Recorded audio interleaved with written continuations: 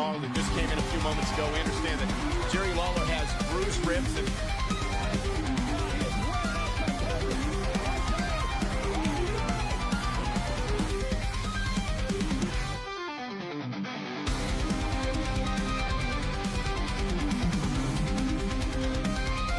the King Long. Good evening, everyone, and welcome to another edition of your Scottish Wrestling Podcast, Long Talks and Wrestle Talks. I am your host, Arran, and my trusty co-host, John, is here. How are you, my friend, John? Not bad, just had a busy day at work. Nothing unusual there, because the same this week, mate. This week at work has just been absolute, complete and utter hell, but busy, but good as well. So Yep. we are here to obviously speak about Raw, NXT, SmackDown, and we will touch slightly a bit on Worlds Collide. Neither of us have actually had the chance to watch it, so we'll just go through the results at the end of the show. But just before we actually do get started, we would like to wish Ricky Hatton's family at this time all the best with the passing of him. Sad news, and we hope that everything for the family they're doing at the moment. Also, we'd like to wish Jerry Lawler's family well, because obviously he had a stroke in the middle of the week. And, well, let's just get into Monday Night Raw, John. Take it away with the start of Monday Night Raw, my friend, which was a promo to start with the Usos.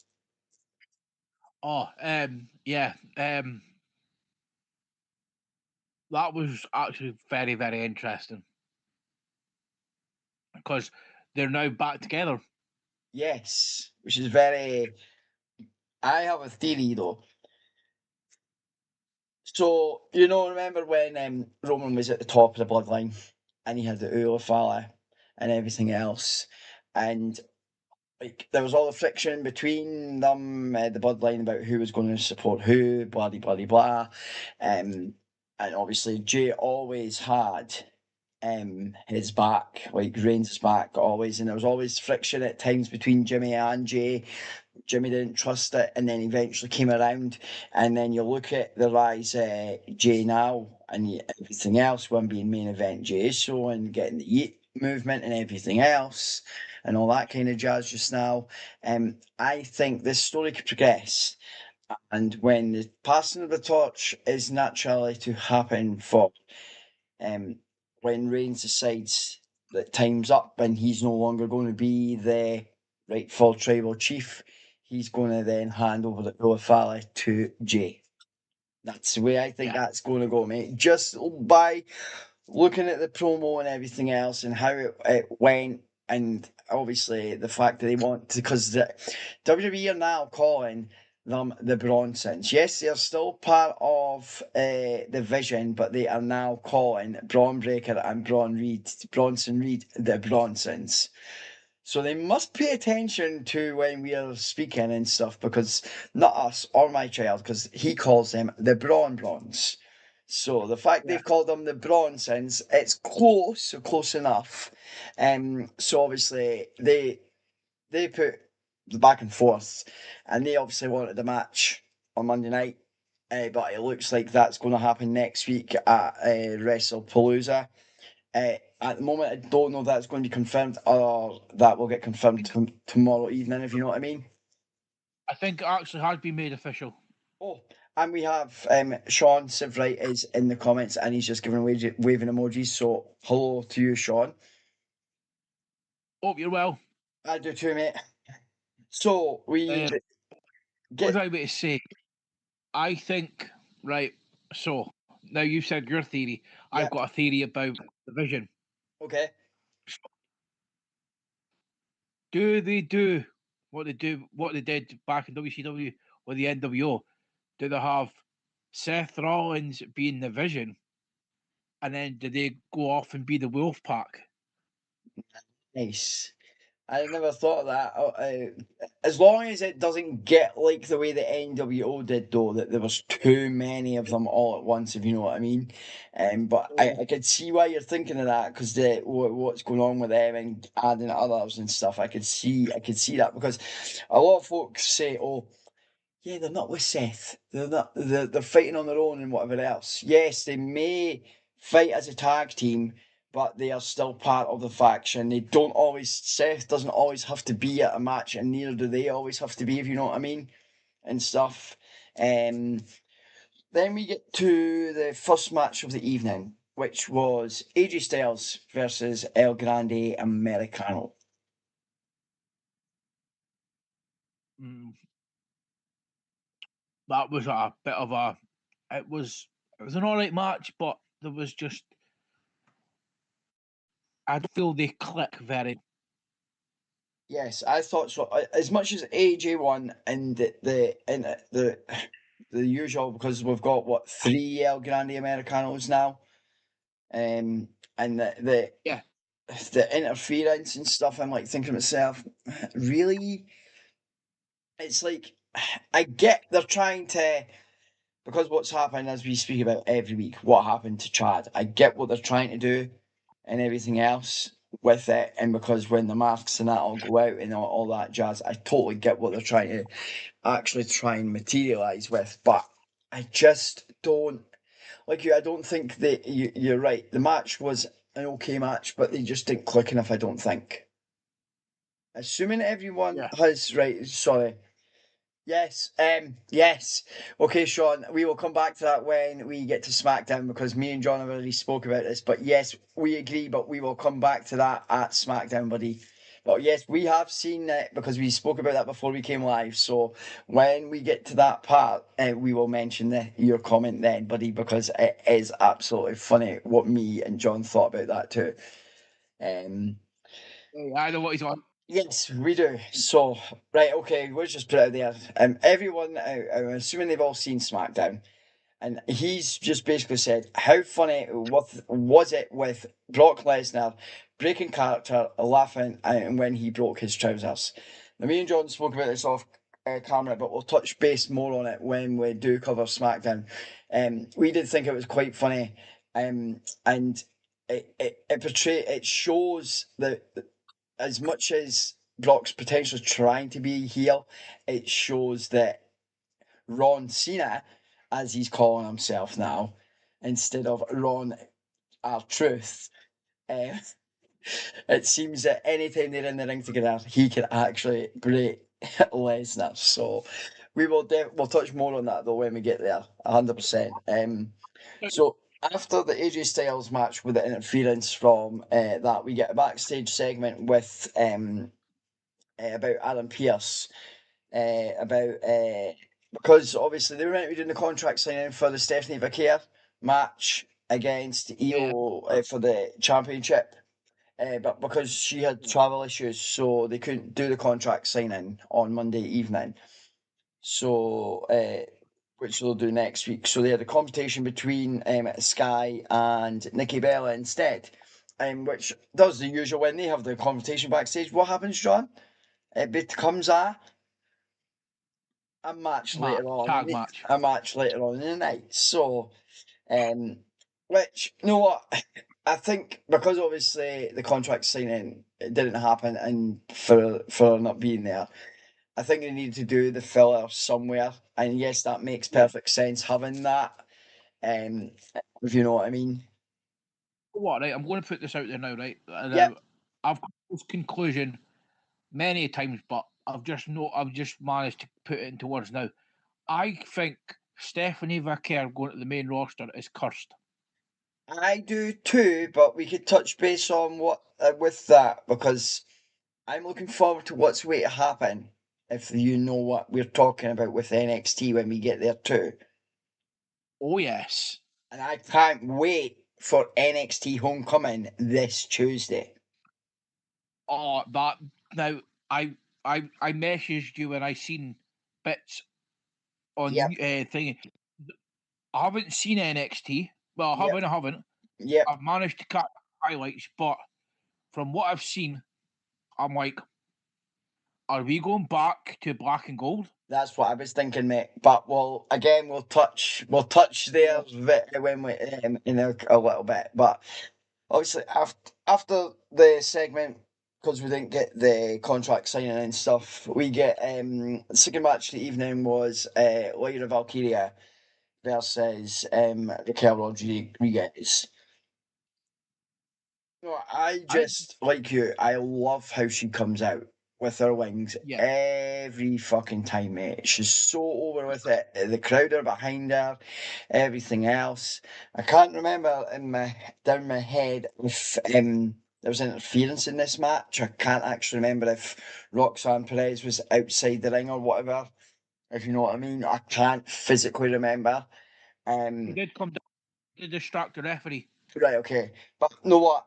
Again, I think it backfired, and then Raquel lost. yes. So I do think, you know what, it's picking what they could do, obviously, because yes, Raquel and Roxanne are tag partners and they have the belts, but it's good to see, as much as they're in the Judgment Day, it's good to see her picking up because obviously she's had her own issues with the skin stuff that she's got, the flare up that Raquel's had. So it's been good to see her and being able to manage that, what's going on with that, but seeing her more on TV now as well, and for her and Lyra to go at it together, and there not be much of an interference, but it backfire. I thought for a change for it to backfire was pretty decent for a change, if you know what I mean. Because it wasn't like it was a scrappy finish. No, definitely not, mate. Definitely not. Now, next, AJ Lee promo with everything else that comes in with that man.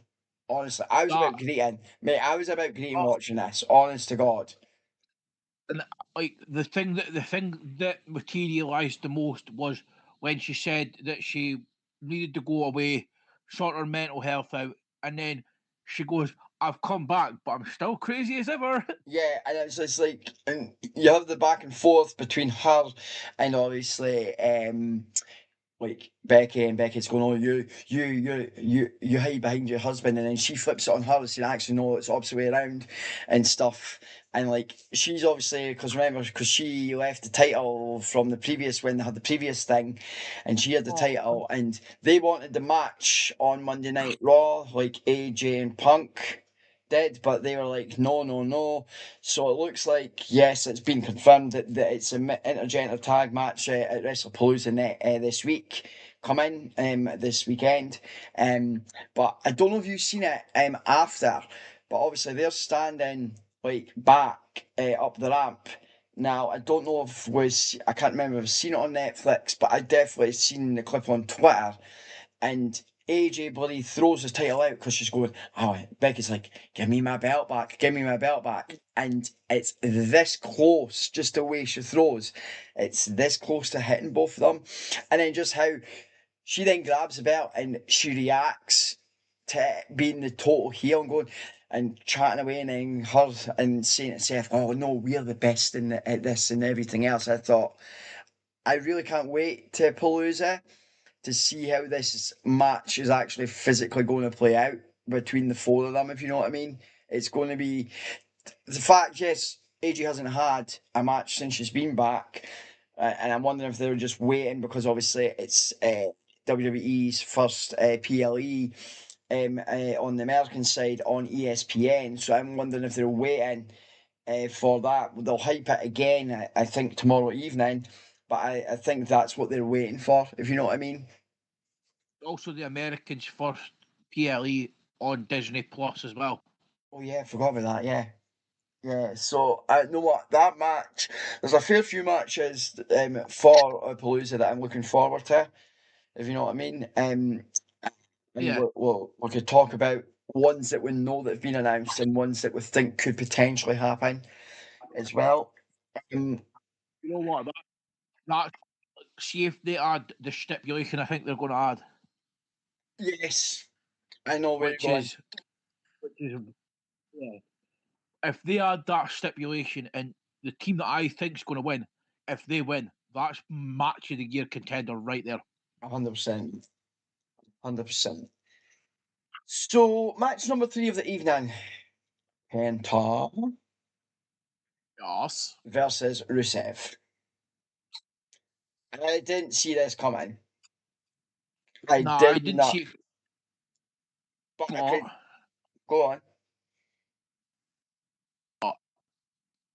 Penta showing that he's not a like feud that they had in that certain company, Yep. and how they've brought over is like wow. Yep. And the fact that they, as you say, they had that feud, and the fact that they're able to showcase like we as WWE fans could see. Yes, we've probably watched it when they were on AEW and stuff, if you know what I mean, and stuff like that. But the fact that they've integrated that within the company itself, and yes, obviously Rusev got the win, but I think this can continue for them because I think Oh yeah, it looks like Sheamus and Rusev thing is now over, and that's where they're focusing on because they know that they've had this hate before when they were in the other promotion, if you know what I mean. So I do think that's going to materialize into something completely different and unique, and might be a little bit better than it was when it was in AEW, if you know what I mean. Nikki Bella versus Asuka. mm, do you know what? I thought this match would have clicked a bit more, but Yeah, It didn't feel. It. It felt too rushed. I think so too, bud. Some spots were like, was that meant to happen there, or was that meant to happen at that time? And then you add the aspect of I think Kyrie interfered. Yeah, Kyrie did get interfered, yes. Like Nikki looked confused as to like what's happening now. Like I don't know what I'm doing. Yeah, I get that. I totally. It would have been. I think that's the problem with this because initially this was meant to be this part of the show would have been contract Contract signing, signing. and potentially one of them would have went through the table. So they've had to do this all probably pretty quickly on the fly and stuff, and that's maybe why for both it's maybe felt off and not where it should have been. But I could see potentially if she wins the belt, her and Nikki going toe to toe for the belt as well, if you know what I mean. I think Asuka's in that phase where she's away to turn full heel. Oh yeah, 100%, mate. You could see it totally, and I'm all for it because it'll be good to see her like that as a heel character. There's a picture I've got on my phone actually. Wait a minute, I'll see if I can get it up. I Yeah, sent yeah. it to my pal. So whilst you're looking for this photo, I will go on to the main event of the evening, which was LA Knight, yeah, versus Oh, Bronson Reed. And obviously Bronson Reed won. But right, honestly, we're good. right, go, Ready, ready, Aaron. go. Yeah, yeah, go for it. Don't know if you'll be able to see it properly, but Oh, nice. That is absolutely class, man. Wow. That is absolutely class. Know what?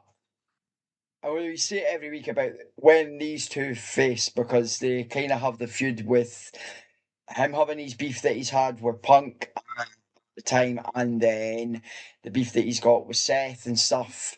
I don't think this is over, but I have a theory about this for Palooza.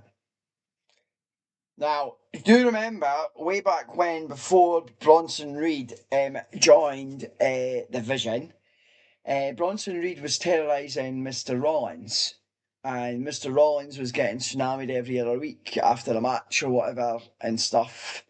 Could Mr. LA Knight help Mr. Rollins and Mrs. Becky win against Mr. Punk because they're fighting in AJ, and he would turn full fledged heel and join the Vision? I like that. I really like that. I didn't think of it that way.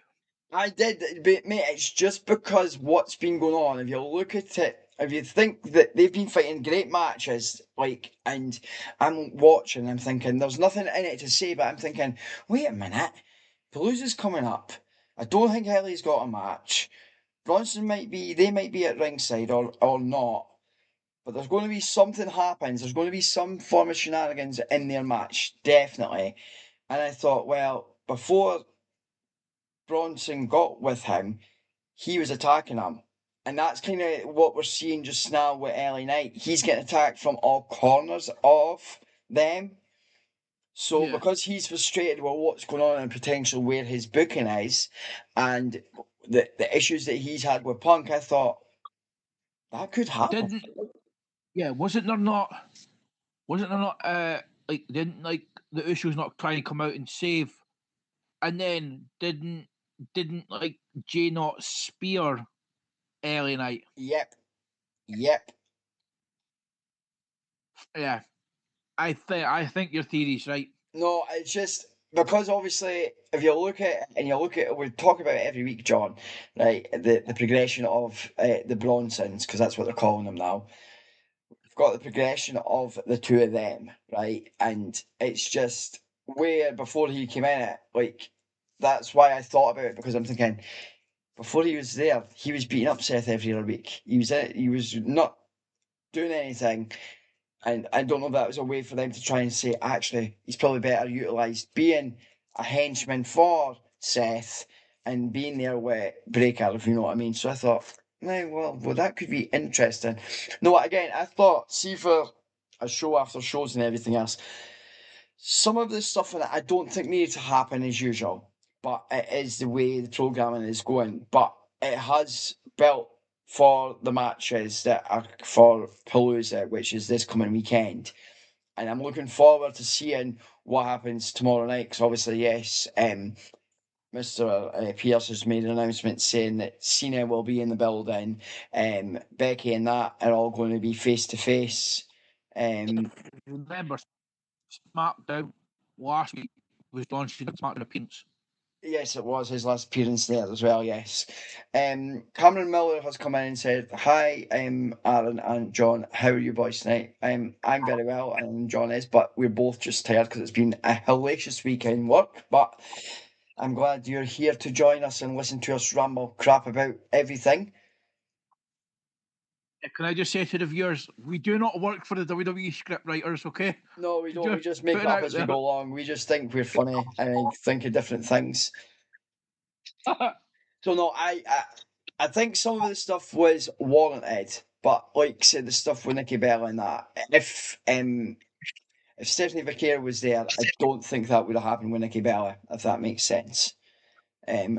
But we are where we are because for whatever reason, and we're going to get that contract signing. I think is happening on Monday night, tomorrow night, and there's a few other things as Just well. double check. I'll just double check. I'm sure he mentioned that on his pod. So on his announcement about what is there and wishing his wife a happy wedding anniversary because they've been together for quite a length of time as well. So whilst John is checking Mr. Pierce's Twitch account, I will move on to NXT, which I thought was a very good build of a show, which was leading to some of the stuff for Homecoming this week. What happens throughout the show. So show opens and we start with Josh Briggs versus Javon Evans. And Mr. Briggs wins the match. Again, Yeah. I thought it was a really good match, but it seems to be that Briggs has Evans as corner marked. As much as I do love Mr. Evans, I just think every time they go up against each other when they fight, it's like Briggs has always got the upper hand against them, and everything else. Uh, and it's just interesting to see. I could see this potential feud carrying on because Javon Evans will want to one up him at some point because Briggs keeps Briggs keeps getting that upper hand, and I'm hoping that'll change. And did you find out what Mr. Pierce said? Not yet, because it's a video and there's So there's an advert. Okay, mate. Right, thoughts on this match, and I will try and figure it out for you. Do you know what? Javon's getting better and better every show that he's on. And so is Briggs. Briggs is amazing as well. I'm really enjoying his heel run. Absolutely, 100%. I think you're right with that. So we get, which I was not expecting. Obviously, we elaborated to it last week because DIY have returned to NXT with their old music and everything else. Now they get promote. They do a promo. They go back and forth. Mel comes out as well. And what they decide during this promo that they're doing, DIY decide to challenge Trick Williams and Mel to a match at No Mercy. Which I thought to myself, okay, that makes sense, but if Mel is meant to be with Miz and meant to be in the tag team with Mel Don't Miz, why is he then teaming with Trick at No Mercy? That to me doesn't make any sense, if you know what I mean. But do you know what it is? I think it's so. It makes sense to me because I've watched NXT for absolute ages, so I think it's Black and Gold NXT. Yep. Versus NXT 2.0. That makes perfect sense, buddy. So they're bringing back, because obviously what happens at the end of the show, which we'll touch base on and stuff. But yeah, definitely does. That does make sense. But I watching, I'm thinking, where the fuck's the Miz? In my head, I'm thinking, where the fuck is the Miz? Because what's going on with them on SmackDown? And we'll look to that, and I'm like, wait a minute, what the hell's going on here? And I'm like, okay, that's weird and interesting, but it is what it is. So, second match of the evening for NXT was Lana Reed versus Fabi Apache. Is this a women's match? Yeah. The women's match, yes. And Reed won this match. Yeah, from what I've seen, it looks like Reed is gonna be one of the top women stars in NXT because like our moveset, our ability, she's just week after week is just piling on the pressure. That's right. So Cameron's just came back in. I think Becky Lynch and Seth Rollins versus AJ Lee and CM Punk. Jey Uso heel turns LA Knight. We've already alluded to. Mine's just different, but I agree with that, Cameron. I don't know if you were watching from the start and stuff, but when we touched base on Raw, I'd said that I thought because of everything with that's been going on, how Reed turned and with Tsunami and everything else, I thought that LA Knight is going to help them and he will turn heel and join the Vision. But we will see what happens at WrestlePalooza. But you know how WWE's bringing back people and they're keeping quiet about it. Now, this is gonna put this is about WrestlePalooza, by the way. Go for it. Does the match end right? And like they're all just sort of like the lights go out, sort of thing, when they're all like standing outside the ring, and you just hear "Monster Among Men," boom. Strowman comes down, destroys absolutely everyone, shakes Rollins' hand, and then he's a new muscle as well. Nice, I like that, mate. Remember, he is in the back helping do stuff in that just now. So, yeah. I mean, nothing right now. What's going on in WWE, John? Nothing would absolutely bloody surprise me, if you know what I mean. Nothing would. So, was it in this match? Dark State versus Hank and Tank for the NXT Championship, and Dark State retained the belts. Yeah. Now, was it in this match or was it another match? that's a Mr. Certain. Yes, it was this one. Was he not hiding someplace? I think so. Yeah, I think it was. Yeah. It was this match. So they get out of the ring, and somebody mentions Joe, and they go on about it. Oh, where is he? And he's Yeah. but Through the wall. yes, the wall opens, and it's like, I believe in Joe Hendry. And I'm like, nice. Now, what I love about it, right, and this is, it doesn't matter what it is. It's a segment. There's been stuff with Charlie Dempsey, other people, whether it be backstage, wherever it is, right. And when this point is coming for the segment to happen, and his name gets mentioned, there's one when it was with Ava and Charlie Dempsey, and they're speaking and they mention him, and his name gets mentioned, and he opens the door and comes out the fridge, and somebody else they mention him, but he just appears out everywhere.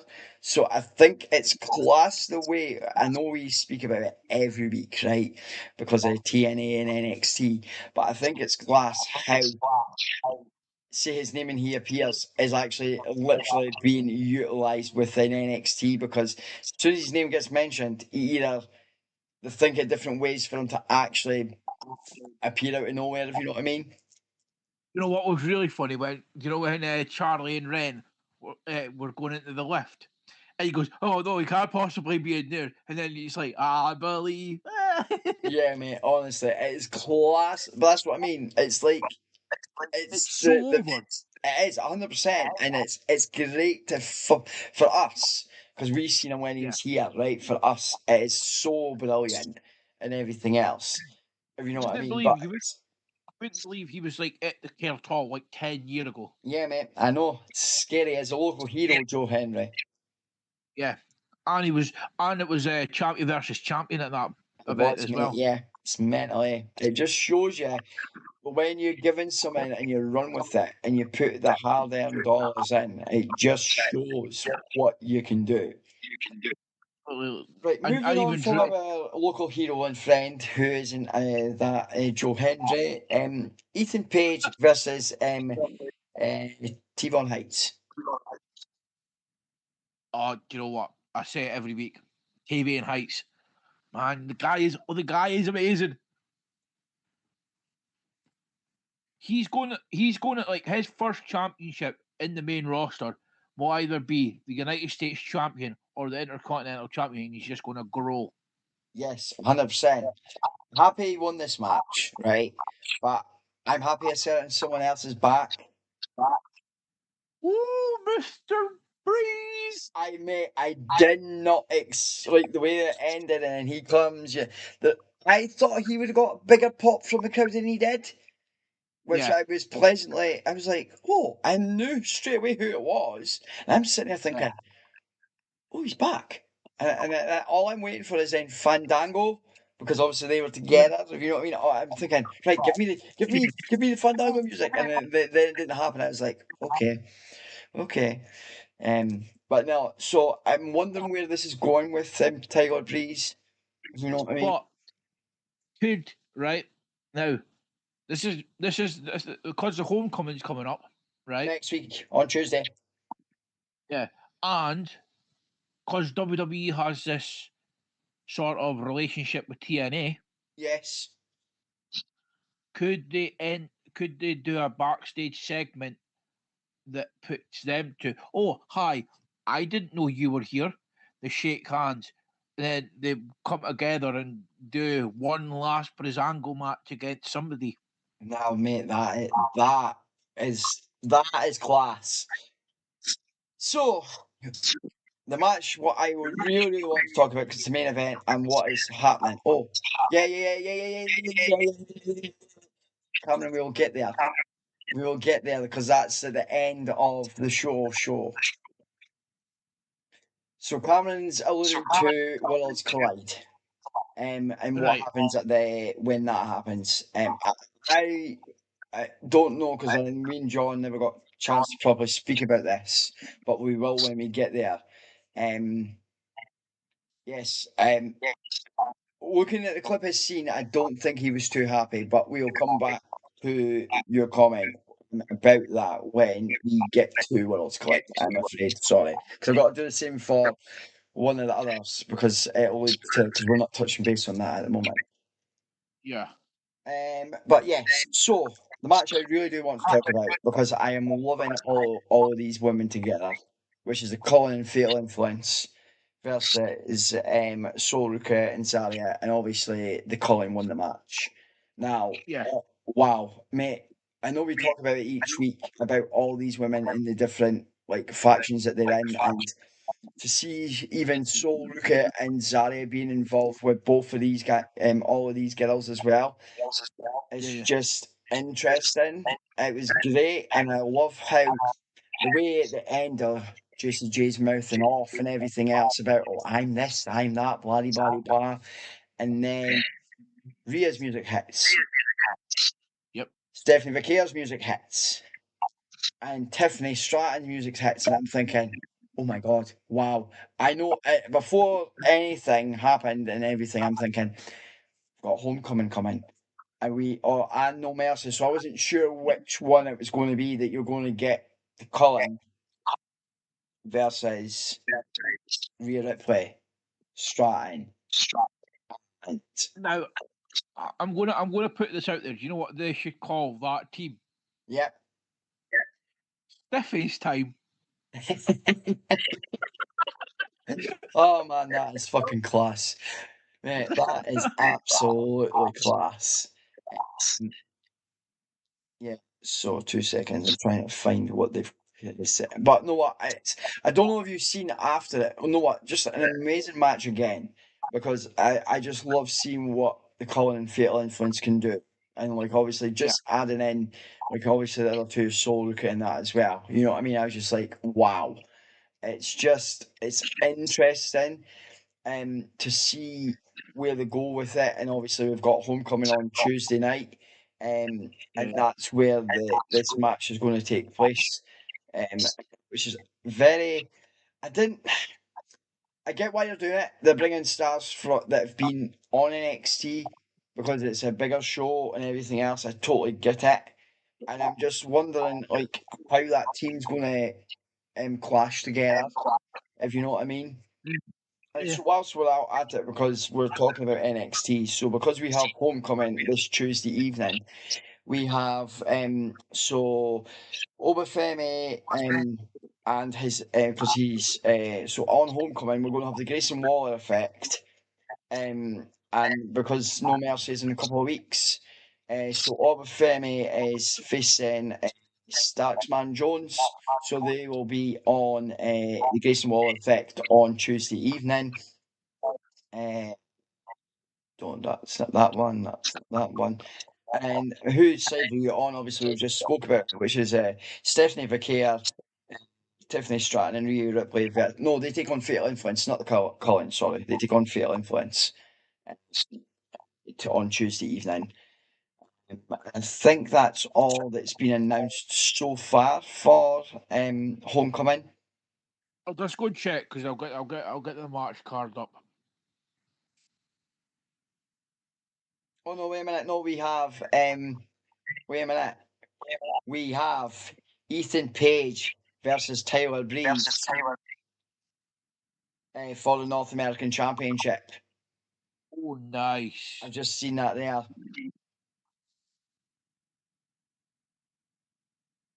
That's Worlds Collide stuff. That's Worlds Collide stuff. And I think that's at the moment. It looks like that's everything for the moment for Homecoming on Tuesday evening. So And then Homecoming is on the 27th of September for NXT. oh, wait a minute, Aaron. So we've got the like you said, the North American champion Ethan Page versus Tyler Breeze. We've got Alexa Bliss and Charlotte Flair versus Tatum Paxley and Izzy Dame. Yep. Like DIY and DIY versus Trick Williams and Camille Hayes. Yeah, that's all that's been announced is Yeah. integration Tag match, yeah. and So the 6-woman tag. I don't know about you, but I'd seen because obviously I'm a sucker for what WWE let their stars do when they go off air now. Um, and I'd seen clip of where they're going back after they've had the competition with the 6 women, and they go back out the ring, and Stephanie McCare's walking up, and she goes to the camera. Rhea Ripley goes to the camera and goes like this, and then Tiffany Stratton walks past and goes.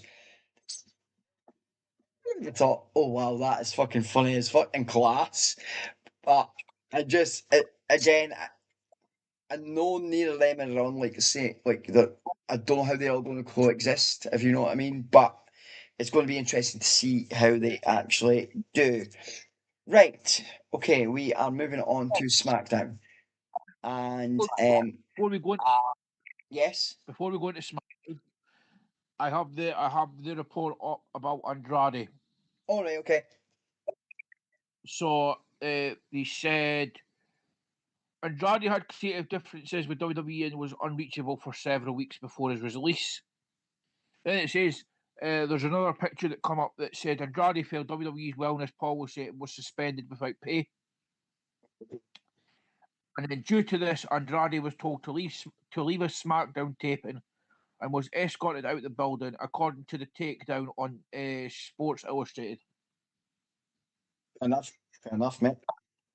So this is where we all allude to Sean's comment when we touched base on everything about this, because the show opened with Brock Lesnar promotion about Brock being back and everything else. And then he gets interrupted by Mr. Ron Killens. And he asks him, who are you? And they go back and forth. And then he then says, I'm Cena's older brother. Okay, so what's your name? So you're R-Truth. No, I'm Ron Cena. No, you're R-Truth. No, I'm Ron Cena. And it goes back and forth like this for a bit. And then he basically says, no, I definitely am Ron Cena. Gets the chant over with the crowd. Yeah. Then Lesnar F5s him. And as we go back to Sean's comment, because this is where he comes in with a comment, it's basically, how funny was it seeing him breaking character, and after that he's laughed that he's ripped his trousers. Now, I thought it was absolutely class. It just shows that it's happened. I seen a clip earlier today. Now, obviously, on Twitter or X, whatever you want to call it, the fact that anytime Lesnar is in the ring with Ron Killens or R-Truth, Ron Killens is his real name, sorry. He basically can make Lesnar break character. Because he was standing in the ring the last time when it was with Heyman and Lesnar was in the ring. And he says to him, oh yeah, it's a Royal Rumble. Oh yeah, we just put Paul Heyman over the top rope. And Lesnar, like on Friday night, was in shits of giggles because of it and everything else. And I thought, wow. And it was, you know what? I'm looking forward to WrestlePalooza with him and Cena, and I get why Ron was there to build it, and Ron is back being the gimmicky character. But I'm wondering when this match comes around on Saturday evening, if Ron Killens is going to get involved in this match in any way, shape, or form. If you know what I mean. Well, sorry, Ron Cena as he's now going by. Right. Do you think? Do you think? So if you go back to when John Cena and Ron Killens faced each other at, was it Money in the Bank? Money in the Bank. I can't remember. Was it Money in the Bank? I can't remember whichever one it was, because after the match as well, because at the post-match press conference, he put him through the table. Remember? But remember he came out in full John Cena gear. Yes. Yes. But the T-shirt had his face on it, and Yes. it did have Ron Cena on it. Yes. So could he potentially be involved in John's entrance? Oh, wait a minute. Wait a fucking minute here. 13th of December, mate. His retirement match. Could Ron Cena, i.e. Ron Killens, R-Truth, be involved with that and be Cena's manager for his final match? Or How about it even better? We get. I know it's Cena's last match, but will they make it a tag team match and have them go out as the Cenas? No, mate, that honestly, wow. What I'm looking forward to, right, when Palooza comes against Lesnar, right, is to see whose moves that Cena's going to do. If you know what I mean. Yeah, yeah. Because he's paid tribute to AJ, Edge, Orton, The fact that Angle. that's the thing, right? With the all-in-one, that was the fans. He's sitting in the ring, right, sitting there, and the fans are saying, because that was it not against Sammy last week Yeah, in the Open Challenge, and he's sitting in the ring because we forgot to touch on this. We mentioned everything else, but he's sitting in the ring, and he's just sitting there, and the fans are going, "Okay, yo, okay, yo," and then you see Cena going down like the way like that.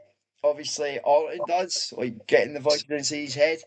But before he does that, but he goes over to say something to Sammy, to say that look, I don't think that was all improv by the fans and him. And when he's did that, yeah, he said to Sammy, right, look, I'm going to attempt it, but make it work in that we were doing another move. I'm not sure because when he went to do it, Sammy countered it. If you know what I mean. So I'm wondering yeah, on the fly when because the fans did it, Cena's like, right, I'll go and do this. I'm getting the character the way that he would go like that, say something to Sammy, and then I thought it's great to see, but the thing with Orton, he didn't need to, but it just shows that he's paying attention. The fans are seeing what he's doing with other people's moves, and then the yeah. fans in the ring have started chanting that, and he's just went, "Fuck it, okay, let's do it." And I thought that in itself, adding that in from fan interaction, is just him even thinking about that because he's heard the fans saying it and that's what they want. But then to get that over with the opponent you're working with as well, if you know what I mean. Yeah. Think he does. I'm hoping, right? I'm hoping in this retirement tour, right? I know we've not got many dates left, but I hope he pays tribute to Umaga. He probably could. The thing is, mate, he's on obviously Raw on Monday night, and then I think Raw Monday night, Palooza on Saturday, so I don't think he's on SmackDown. And then the next one after that is it'll be up sometime in October. Then it's I think at War Games, and then the December. So he's only got like 3 or 4 dates left. Like after Monday night, and then Palooza, he's not got much time left. And stuff. Yeah. But yeah, I agree with you, Sean. I just thought it was class and funny, and how he even laughed at himself, fucking ripping his trousers and making him be like a baby face, a total over baby face, and the fact that the crowd's seen it as well. But the fact Yeah. that R-Truth, Ron Killings, Ron Cena, whatever you want to kill him now, was able to make him break character again in the ring. And we continue with the open challenge matches because seeing that's next. Because Cena is past the torch and allowed Sami Zayn to do that. And it was Sami Zayn versus Ray Phoenix, and Mr. Zayn retained. That match was class. Yeah, mate, I'm hoping this match that feud continues with the both of them You, because together work so freaking well together. You know what I mean? do you know what? You know what would be even more awesome Go on. if they had Sammy go into the El Generico gimmick, Yes. and then we see High Flyer versus High Flyer, is so to say. Oh yeah, man! Wow. So we get Eva versus Julia, which is next, but this match didn't really take place because Kiana James, for whatever reason, they've decided to pick Kiana James with Julia, so she's like her manager now, mouthpiece. Now, obviously, Yeah, this match didn't take anywhere or go anywhere because they attacked her. So the yeah. match didn't actually start, and then obviously Michin came out and made the save. So I have a theory that this could be a tag team match at WrestlePalooza. I have a feeling that's the way this is going. Yeah, we forgot to touch on AJ's promo. Oh fuck yeah, shit. Just when you said Michin, I just went like he because he mentioned the Good Brothers in it as well. Yes, He that's says right. Yeah, and Michin's on SmackDown. That really just made me think about AJ's promo. yeah, Wow. yeah. I know what it was 'cause the fact he said he didn't have anyone anymore and everything else and that and But right now, I think right here we now go. I don't know what's going to happen, but I've got a theory. Okay, go on. So AJ has a match with, say, El Grande Americano. Hmm. Dom's lurking and comes and attacks him. The lights go out, and the spotlight comes. The spotlight goes to the crowd. This hooded figure comes out. He walks down. He jumps in the ring, pulls down the hood. Christopher Daniels in WWE. Oh, mate, now that would be nice. Right, mate. So Sean just came in with a comment. Who do we think Cena's last opponent in his retirement match at Sunday night main event would be? Me personally, I want it to be AJ. Personally, because I think that would be a banger of a fucking match. But I don't know if it is going to be him, and I'm not sure who it will be. Do you know what? It's hard to say because he's had All so right. many good opponents over the years. Yeah. Go in the But comments, buddy. Hey, I'm still live, bitches. if I was Go in the going to pick comments. one, You can. Yeah, you're going now. Sorry, muted. I'd have to say I'd have to bring back Kurt Angle. I don't think it would happen. I don't think it would, but I get why, because that's what started Cena's career, because he came out and he says, who the hell are you and what do you have? Ruthless aggression. You know what I mean? So I would love it to be AJ, but I just don't actually physically know who it's going to be. Well, see, they could build it. They could build it because they could have AJ, you know, go back and like bring out the hashtag beat up John Cena. Nice. I like that, mate. You're coming up with some very good ideas. So we after what happens with B5 and Julia and everything else, we get another Y86 vignette, and it all doesn't look like they're done with the Street Profits. Just going by this vignette, it looks like the feud. If they don't fight at Palooza, they're going to fight someplace else. If they don't fight at Palooza, they'll fight at a bit whatever the October PLE is. And stuff.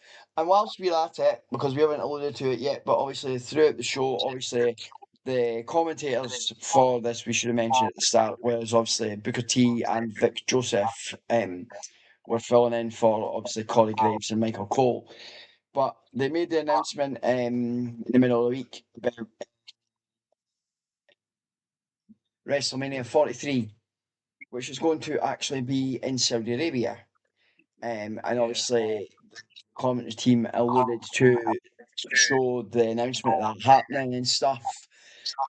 Thoughts, John, on obviously, I know we spoke about it before we came on about how it's going to work and how they would do it for time difference and stuff, but thoughts on having WrestleMania in Saudi Arabia? Well, it's going to be a bit different. It is. And is it going to be over 2 nights as well, though? Because they didn't actually, I'm not sure they said in the announcement that it was going to be over 2 nights. Any of the dates or, but it's it will be weird. It'll be weird to watch it because we're used to watching Mania throughout the night. And not Whereas, just that, because as we know, because we've had Saudi shows before, because we've had Crown Jewel. Actually, Crown Jewel is October, because that's where John Cena is in October. Crown Jewel, Yeah, sorry, 'cause is the next PPV after thingy. it's So not in Sydney, it's in Perth. it's in Perth, yes, sorry. But I think it's going to be weird, depending on how many women's matches we have, because I know we'll normally, when we do see them in Saudi, there isn't a lot. But the fact, I know it's culture and it's the way that stuff is, but it's going to be weird seeing all the women covered up on thingy, if you know what I mean. So we can get back to wrestle thingy in a minute because Sean's came back in. Sean's came in with 2 comments. Bloody hell, Jesus Christ! Right, so Sean has said he'd love Cena's opponent to be Edge, but I don't know if he could come back to WWE yet. Rumours online saying Gunther, question mark, question mark. No idea why. Plus, I'm assuming after his retirement match Saturday night and main event, he'll have his swan song retirement celebration the following Raw. I totally agree with you on that. He will have that, and I also think if it's not this Mania coming, the following Mania he will be inducted to the Hall of Fame. Fucking hell, I've got another message. Jesus Christ, wait. And Sean has said WrestleMania at Saudi is wrong in my opinion, and according to Wikipedia, it's still 2 nights. Plus, remember we have the Rumble in Saudi as well. I totally fucking forgot about that, mate. Thank you for reminding me, but I totally forgot that's on the 27th or 28th of January this year. So the fact that Next year. Not next this year, year, next year. next year, the Yeah. fact that Saudi Arabia has got 2 of the big 4. Yeah. You know what I mean? I know it's money, but looking at 43. Oh, don't be daft, Sean. All the more comments because nobody else is commenting tonight, so we'll take it, mate. Add in anything you want because we've got a wee bit more stuff to go. I think it's weird. Having it in Saudi Arabia. Well, if there's anybody else in the comments or watching along and they have thoughts on Saudi Arabia for Mania or Rumble, just hit us up. I don't mind at all. No, Now, but do we think we're going to get any more like Saudi Arabian WWE wrestlers coming through before the events, or I don't think so. So we could, but I'm not 100% sure. But the way so from what I read and what I'd seen before they made the announcement, because it was rumoured on all the different dirt sheets that this was happening and everything else. So basically, the way they're doing it, they've paid whatever they've paid to get this show, right? If that makes sense.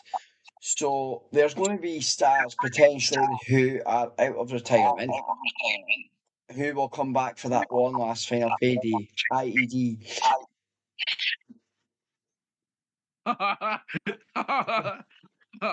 Oh mate, that would be class as hell. I'll get there in a minute. But I think The Rock's going to come out and have one final match with Roman. I do think that potentially Shawn will be involved. Shawn Michaels will be involved in some way, shape, or form. I don't know how yet. But right, what I was laughing at, and Sean has put the emojis here. Get WrestleMania at the Caird Hall in Dundee. It would be brilliant. It's class, that would mate, but there's no way in hell that they're going to come to Dundee. As much as it would be great that like I'm still hoping to come to fucking London for Mania, but I think because Saudi Arabia have got more money than uh, that obviously London do and everything else, that's potential why. But I still do think I know they've had talks. I still think it will happen, but I just don't know when. So yeah. my child has just got back in from being out, and he has. Oh Jesus Christ! Wow. He has put. He thinks that MJF will come to the Royal Rumble. That's a good shout, my child. And Cameron Miller has come back in and says, on the road to the Rumble next year, 2026, Saturday, January 10th. WWE, oh yeah, I forgot about that. They are coming to the Oval on the 10th of January, and that's to build up to the Rumble. I can't remember what they're actually calling it unless you have the The road to the Rumble. road to the Rumble. There we go. I completely forgot that was happening, so thank you for that, Cameron. So we move on to the main event of the evening, which was Mr. McIntyre versus Mr. Randy Orton. Oh, what, this match was absolutely fire. It was a brilliant match. So many brilliant spots, and obviously, yes, Mr. McIntyre won, but Orton's teasing this heel turn that we've talked about for weeks, John, and they've just not Yeah. pulled the trigger. You've seen it in the match. Yeah, but I think they're waiting till Mr. Rhodes is back. Yeah. Proper. So yes. So basically, what happened was you've got the bit. They win the match. The match is won, and then obviously, he's outside. They continue stuff outside the ring, and it's like he's away, ready to go and like do Orton's punt kick to him himself. He's ready to do the punt I kick. think it was a Claymore. The way, because the way, yeah, I initially thought, oh, he's ready to do the punt, but then I thought actually, and then next minute, adrenaline in my soul hits, comes running down, makes a save, takes the jacket off. Pretty fucking jacked as hell, but that's obviously because he's been filming stuff for Street Fighter and everything else. He gets on the mic, says to McIntyre, the champ is back, and I will see you at Wrestle. Hello there. And I'm thinking, and then you just see McIntyre up the ramp and just giving that snarky grin, and they have now officially announced after that the Undisputed Championship will be on the line at WrestlePalooza. Cody Rhodes versus Drew McIntyre for the belt. Did you not hear? Did you not hear Vic Joseph? No, Oh my God! I think he's going to do what he did 2 weeks ago to Cody. no, I think you're right because it's like you remember Cody and Randy were together at one point. You know who I would like to see come back and help? Like if they do go with the Randy heel turning Cody babyface. I know where you're going with this. Where do you think I'm going with it? Well, if it's who I think, it'll be problematic. No. Are you thinking Dustin? Nope. Are you thinking Nope. Mr. Junior? Nope. Okay, right. I'm wrong then. Come on then. Back to remember how there was three members of Legacy. So it was Orton, Cody. It was Ted at one. It was, But there was also one that was there, but he wasn't a full member. oh fuck! What was his name again? Manu. Oh fuck yeah. They bring him back, and then once he's finished with that, he'll then join the MFT. Nice. Now, whilst we're talking about previous things and stuff, now I'd seen. It was on Twitter 2 days ago before we just touch base on Worlds Collide before we go off because we have a comment in with Worlds Collide that I need to touch on anyway. So I remember when we were at the Tilo, me and the small child, and we had our Drew McIntyre t-shirts that we got created for Clash at the castle. So when we got our photo with him, he did the 3MB pose, like with the three fingers. So I seen on his Twitter 2 days ago, him, Drew, and Ginger were back together, and they actually did the 3MB pose, which I thought was pretty bloody class. You know what I mean? Classic. So you know what? It's amazing. I know we've been talking about Cena's stuff and that, and he is actually, I can't remember the dates, but he will be at Liverpool Comic Con, and he is sold out already. Only Saturday that he's there. He's only doing the Saturday, but he is sold out already. That's mental. It is, mate, because I remember he was meant to come to Wales, but due to conflict and whatever else, it didn't happen. It's next month. Yes, I know it's next month, mate. Which is, I know what it's great to see that he's been able to do it and stuff, if you know what I mean. Yeah. And stuff like that. So, right, Worlds Collide. So we'll just go through the results. And if I put, because half of these names are Mexican, so I may completely not fuck up and everything else. But there's a few things within this that I do want to touch on, but not too much. And then we will leave it at that, and then we will be back next week. So the first match of the evening was Hamburg Garcia, Junior Otacon Jr., Lado Del Kid, and Sargius. You And mean their Laredo top, Kid? huh?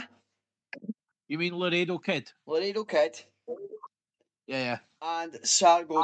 I've probably said his name wrong, but they went up against Del Toro, Wild, Dorado, and Mini Asbeneganero, which is probably completely wrong because they're all Mexican people, right? But obviously, Octagon Junior and that won the match.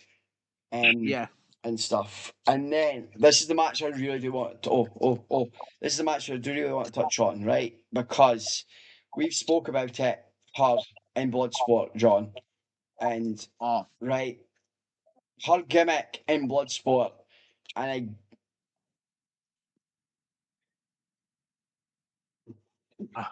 okay, um, so Natalia versus Fabi Apache. Now, obviously, Yeah. Natalia won the match and everything else, but her gimmick in Bloodsport, and the fact that she brought this to Worlds Collide as well, and she is now going by. Uh, Give me a Low, second because I did have it 2 seconds ago. low key something. It's low key. Wait a minute. No. Ta-ta-ta-ta-ta. Low key night. Low key legend. So she came down. She's still got the music that she's got, and then before she gets in the ring, she turns and she's got a branded jacket that says low key legend. And like, just the finish of this match and everything else, the way the roll up was done, and you know what? I've said this, we've both said it, the fact that we love the gimmick that she's doing in Bloodsport, the fact that she got to portray this in a AAA Worlds Collide joint collaboration WWE promotion, the fact she got to portray that and be able to do that. I'm hoping, yes, we've seen it on AAA and WWE joint promotion. I'm hoping we can get to Yeah. see that more in WWE because I absolutely fucking love this gimmick. She's so better at this gimmick. Speaking of Bloodsport, Yes. Yes, I know what you're going to say. Take it away. but well, Josh Barnett's bringing it to London. But do we Yes. see him? Do we see him bring Natalia over? Well, Not Natty just over. that, whilst we're on about Bloodsport, because there's two people that we know that are going to feature on Bloodsport, which is Brett Semtex and Lou Nixon. So very Yeah. happy to say that we seen them with in BGW. So I'm looking forward to seeing both the boys on Bloodsport when that comes. You know what I Congratulations to mean? them both over Very, them. very happy for both of them. The fact that you've brought it up, I thought, Another congratulations to Tim Strange for making his combat zone wrestling debut as well. Yep, 100%, absolutely. Very happy with that. Well, you'll be very happy with that. And as he'll call you, Top Shagger, John, Top Shagger. Exactly. So we get a backstage segment. So with Dominic Mysterio and Rey Mysterio, and they're chatting about, because obviously Dom is in a match with the champion, and he says to Ray, whoever wins that match, you'll put the belt around the waist. Yeah. Then we get the New Day versus Psycho Clown and Regano. Psycho Clown and Pagano, sorry. Psycho Clown and Pagano win, but because Xavier Woods couldn't fight in this match I can't remember, there was a reason. It was Kofi Kingston and Grayson Waller instead, but they still went at the team of the New Day. You know what? That's actually class. Yeah. So Ollie And the came thing is, back and sorry, before we carry on, and said it would be funny if the tiny gay from Triple A comes to WWE, but he doesn't think it will happen. But it would be quite funny. And he's got the see what you're doing here? That's the laughing emojis that he has in the comments as well. So we then get Lola Vice and Mr. Iguana versus Roxanne Perez and Finn Balor. Now, what I loved about this, because obviously Mr. Iguana's got their casket, Yeah. and obviously Finn has now got his Demonito. Now, during the match, Demonito somehow managed to come alive from the ring, and Finn looked at him and says to him, "Will you get yourself down or you're going to get hurt," and pushed him back under the ring. I thought it was funny as fuck and class. Obviously, Vice and Iguana won. Yeah. And then we get Elder Hero Wanga Jr. versus Dragon Lee versus Ethan Page versus JD McDonough. And I think that was for Dr. Wagner's belt, and Dr. Wagner retained his belt. And then the main event, which is where Cameron talked about this, which we already alluded to, saying that if Cena won, sorry, not Cena won, if Dominic won, Rey Mysterio had to put the belt around his waist. So obviously, we now know that Vicino versus Dominic Mysterio. Dominic Mysterio is now the AAA champion. But during this match, there was a bit of shenanigans backwards and forwards. And obviously, Ray came out with a chair to try and help what was going on within the match. And at the end of the match, give Ray's due, he did put the belt on Dom, but you could see from the clips I've seen he was very, very reluctant and didn't want to. But in this match, No. also during this match, Mr. El Grande Americano helped Yeah. Mr. Mysterio with a mask and put the thing in the mask. But during the match, at one point, the thing fell out of the mask, and Finn had to give him it so he could conceal it and hide it so the ref didn't see it as well. But then also after the match, which I think is telling, which I've already spoke to you about and said that when Liv comes back, there's going to be trouble and ructions, because after the match, you can see them all chatting in the middle of the ring and stuff, and he bypasses everyone and goes to hug El Grande Americano, but then stands back beside Roxanne. The rest of the Judgment Day are together, and Dom and Roxanne Perez are together. So are we going to get exactly what I said was going to happen? That he's So going what? to. It seems to me, right? No, I've seen the picture, right, of them all in the ring. Mm-hmm. But did you see the way El Grande Americano was looking at Dom? Yes. But so this is where my theory comes in, right? Please don't tell me Do you're we? going to steal my child's theory. No. How about right? Rey Mysterio's last match, right? Mm-hmm. So they should have El Grande Americano versus Dom Mysterio versus Rey Mysterio, right? And they have Mask versus Title versus Mask. Nice. I do like that. But then also, so Small Child has come back in and said, what do you think about El Grande Americano helping Dom winning the title and potentially being in the Judgment Day? It works. It works. Just, well, actually, here we go. Well, we're going on picture form because we mentioned this. So, Mister, you sent me this, right? Yeah. 18 Yeah. hours ago. And Yeah. this was, I don't know if you could see that properly. Fuck me. Kaiser. Kaiser and El The Grande Americano together. Now, right, hear me out, because we know that Kaiser is El Grande Americano, right? So, we know the way WWE like to fuck us over with things to try and keep us guessing. Yeah. Could that be the picture has been taken separately? Right? Yeah, He's that's what I'm standing, thinking. it's photoshopped and put together, and he's trying to put everybody off that he's not one of the, or it's him and Pete Dunne, or him and one of the others that are standing together. You know what? Right. Could it be? Right, I know that he's injured, right? Mhm. But could it either be Ilya Dragunov Well, mate, he's meant to be coming back soon, so could that be? or could it be Mr. Tyler Bate? Yeah, that's very, very true, mate.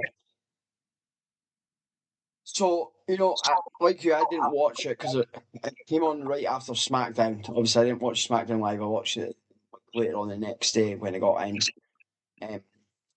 bits of clips and stuff. But Yeah. to think that was on right after SmackDown, if you know what I mean. Yeah, great that it was on YouTube because that's where they put the AAA and WWE promotions. It's great to see that we have what we have with all with the way TKO is at them and now, if you know what I mean. I So liked how WWE put boxing on their YouTube channel as well. yes, it's very interesting and good to see. So let's before we go, let's talk about a little bit about Palooza on Saturday evening. So far we have announced is AJ Lee and CM Punk versus Becky Lynch and Seth Rollins. We also have Cody Rhodes versus fucking Drew McIntyre for the United States Championship. Not undisputed, not United States. Fuck me, man. It's been too fucking long a day. We also have the bronze, because that's now what they're called the bronze versus the Usos. The Bronsons. The Bronsons versus the Usos. And I'm not sure there's anything else being announced as of yet. I'll just go double check.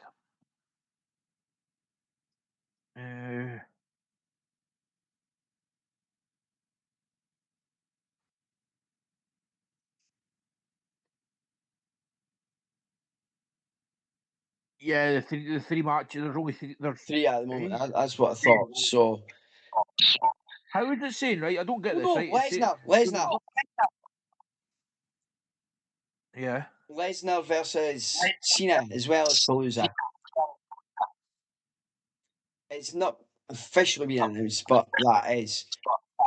Yeah, so match number one's Io Sky versus Stephanie McCare for the vacant women's champion. The Usos, Jimmy Uso and Jey Uso versus the Vision, the Bronsons. Then you've got the mixed tag. Then you've got Cody versus Drew. Then you've got John and Brock. So that's all at the moment. That's 5 matches so far. I'm hoping there's more. I think that there might well be, bud. Yes. So, I kind of figured he went to SWE. So Cameron has said, "I hope to see you boys at wrestling shows." Jay and Hugo Harris contract signing is at Hellbound, which is not this weekend, next weekend, 27th for Hellbound. 27th. Yeah, 27th. It's next weekend. Next weekend. I'm not sure what I'm doing yet. I might be there. I don't have an idea yet. I don't know because I've asked for a shift change, but I might not get it. So the only show that I'm going to probably make is the 4th of October show. Which is SPW. Yes. Tall Tire Pro Wrestling in Forfar. Yeah. Ollie says he thinks R-Truth will help Cena, but he will fail. Okay, why do you think he will fail, child? And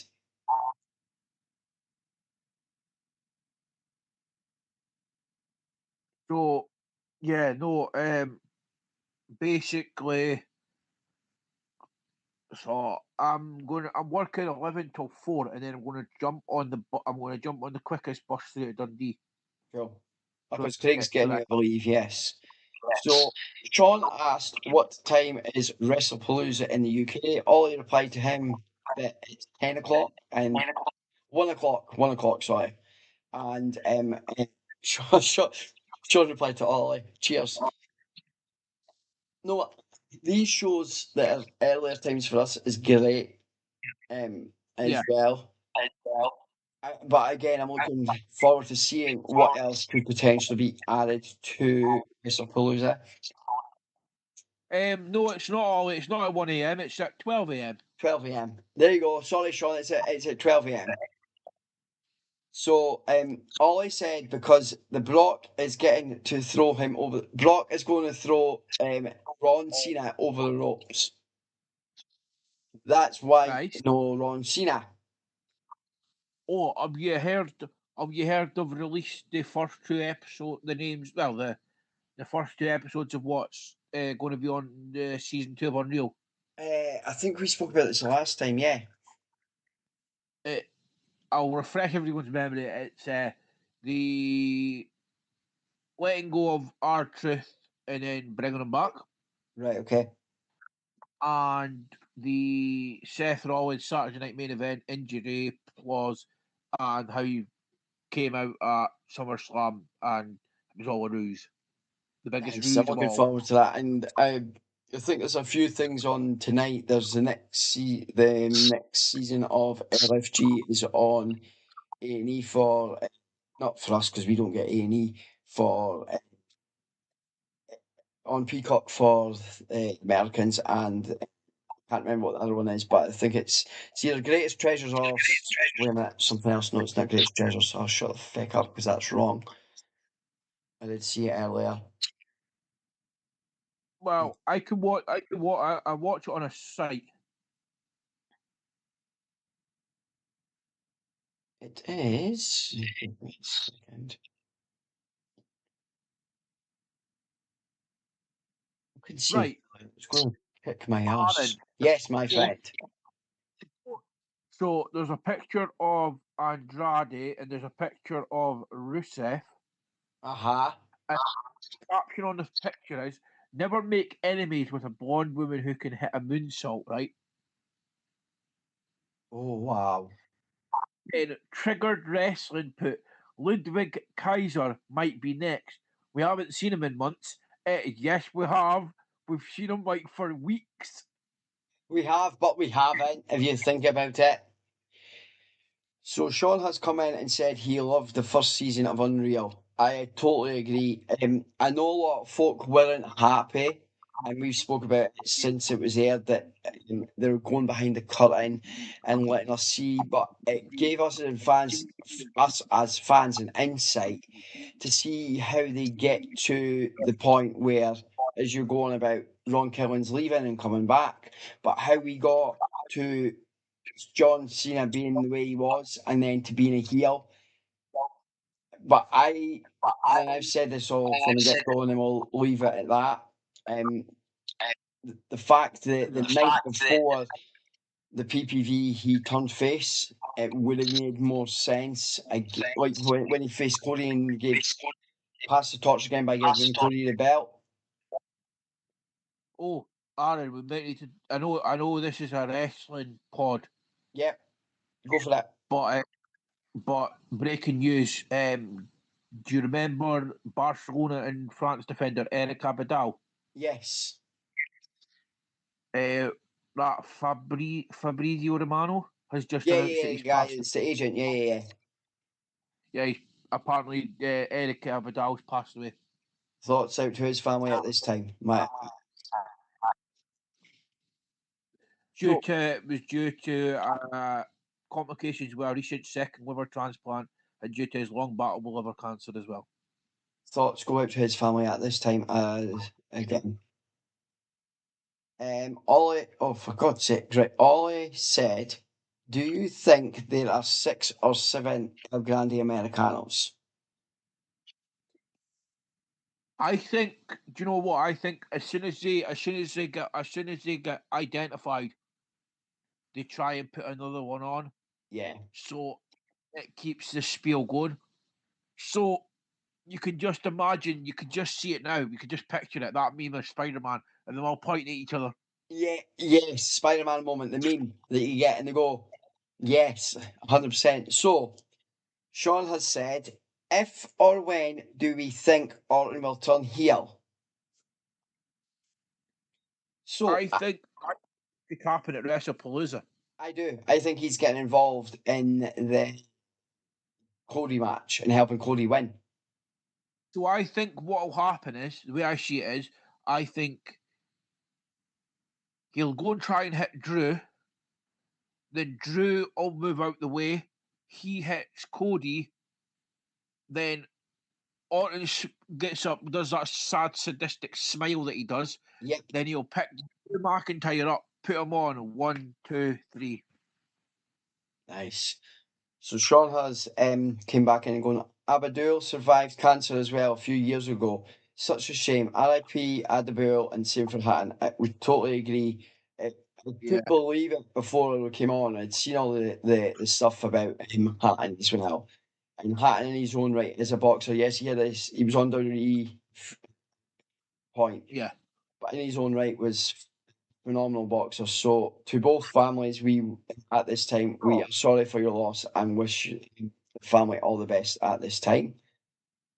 So I think we have more or less covered everything this evening, John. Unless there's anything else you want to add. Oh wait a minute. Oh Jesus, no, we're not going anywhere yet. Cody versus Orton at Survivor Series. That's what Sean said. Plausible. Very plausible. It's possible if he turns on him and he makes him lose the belt and Drew McIntyre. And that would make sense at Palooza, right? If he turns heel and picks up that, and because obviously Cody needs to go off and do more, so it would make sense. Turns heel, puts Drew on top of Cody, and Drew is none the fucking wiser and gets a 3 count. Yeah. And Cody goes off again and continues his filming. Because what I think is going to happen is after the match to write Cody off, Orton can go do the punt kick, boom, straight away. Then he takes him outside and does like he'll hold this like he'll put him on the announce table. Yep. RKO him through the table, and then that'll build to that feud when he comes back.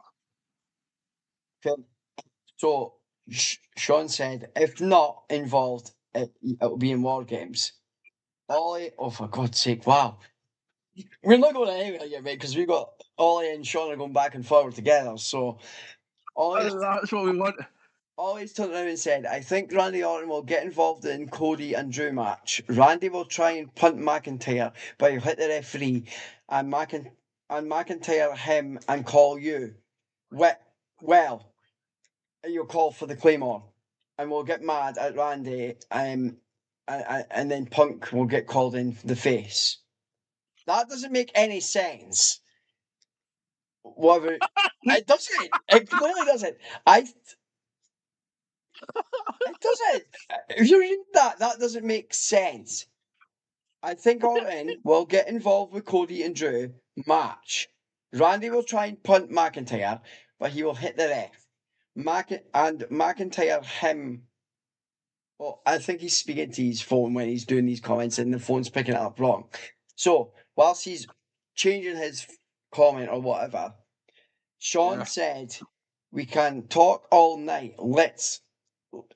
I'll let you come off live." No, mate, don't worry, because all he's carrying on. So if you want to interject and add anything in about anything that you think's going to happen in WWE, crack on, mate.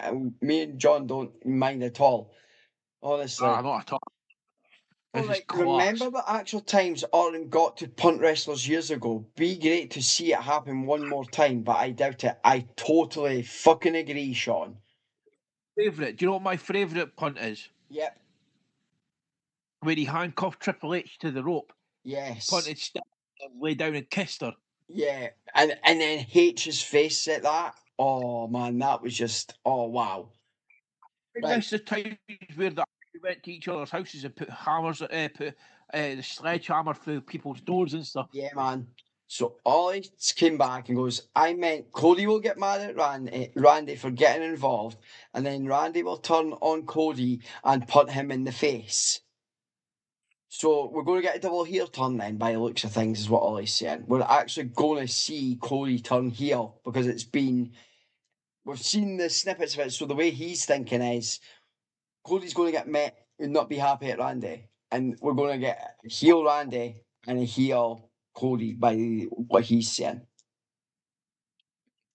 Homelander Cody. I think that's Homelander Cody, mate. It's going to be. Do you know what?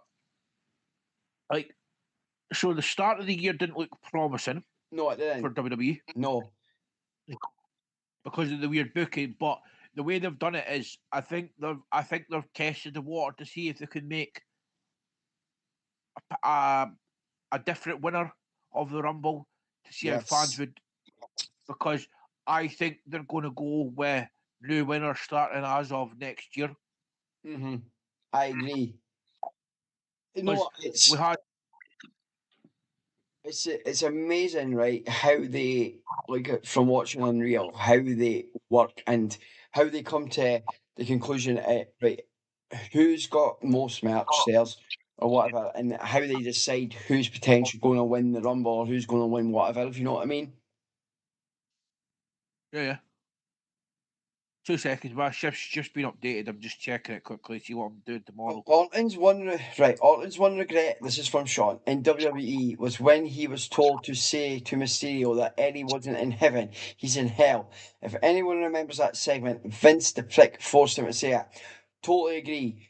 Now, if you look, I don't know about you, Sean, right? If you look at WWE now and you look at it back then, some of the stuff that Vince was doing and what Triple H was doing, Sean and everybody else and Bruce Pritchard, everybody else that are like running creative right now, it's like they're giving the guys that are over more of a say in what they're doing. If you look at John, he was the one that wanted to flip before the PLE because what happened with his heel run, he wasn't happy with the way his heel run went. I'm glad we got to see that snippet of that side of Cena again, but I would have liked the full blown thugonomics side of Cena, but it just didn't happen, if you know what I mean. Oh, Arran. Yep. So I've just seen this on the exposed turnbuckle, right? Back when the Saudis wanted Yokozuna, so WWE gave them this instead. Don't know if you can see it. Oh yeah. Oh wow. You know what? If you, I'm happy. I know compared to what the only thing that is wrong with it at the moment is the price structure for going to an event. That is the only thing that is currently wrong with WWE, and it's nothing to do with Triple H. It's to do with the higher ups, and this isn't a gripe or anything because. As much as I would love to potentially go to any of the shows when they come here, whether it be a house show or a TV taping, when they come to Glasgow, I just do not have the money to do it. And they're pricing families out of what they can do. And that's not a dig. I get they have to make money and everything else. But if you're going with 2 or 3 kids to a show, you have to actually break the bank to get a very sort of goodish seat, if you know what I mean.